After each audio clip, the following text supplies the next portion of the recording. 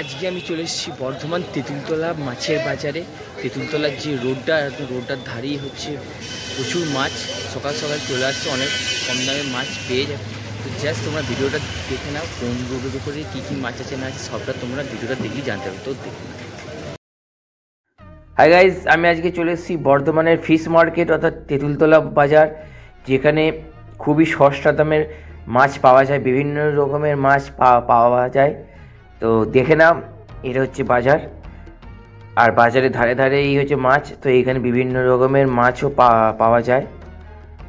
আর এছাড়া তেঁতুলতলা বাজারের পাশে আছে বর্ধমান স্টেশন বাজার। তো সেই স্টেশন বাজারেও মাছগুলোকে দেখাবো, সেখানকার মাছের সাইজটা দেখাবো তোমাদেরকে। আগে তেঁতুলতলা বাজারে যে রাস্তাটা তোমাদেরকে দেখাচ্ছি, কেন তোমরা এই রাস্তা ধরে সকাল 8টার মধ্যে যদি আসতে পারো, তাহলে কিন্তু ভালো ভালো মাছ তোমরা কম দামে সস্তা দামে পেয়ে যাবে।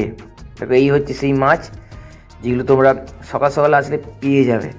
বিভিন্ন রকমের মাছ আছে, কিন্তু এই মাছগুলোর দাম খুবই কম। আর এটা হচ্ছে বর্ধমান স্টেশনের, আর এটা হচ্ছে বর্ধমান তেঁতুলতলা বাজার।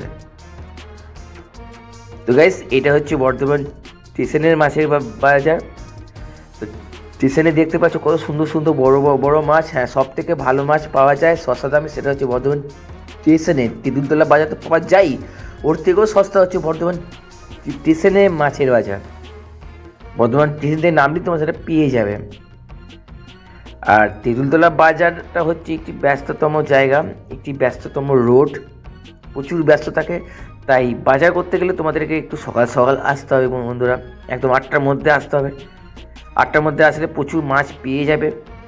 তাদেরকে আগেও বলছি, এখনও বলছি, সস্তা দামে মাছ যদি নিতে চাও সকাল সকাল আসলে কিন্তু তোমরা ভালো জিনিসটা নিতে পারবে। বেলা বেড়ে গেলে হয়তো মাছ পাবে, তো সেই ভালো ভালো মাছগুলো হয়তো বিক্রি হয়ে যাবে না।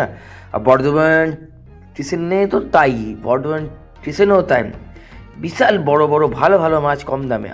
আর এটা হচ্ছে তেঁতুলতলা বাজারের পিছন দিকটা, এই দিকেও গিয়েও সোজা গিয়েও তোমরা মাছের বাজার কিন্তু পেয়ে যাবে।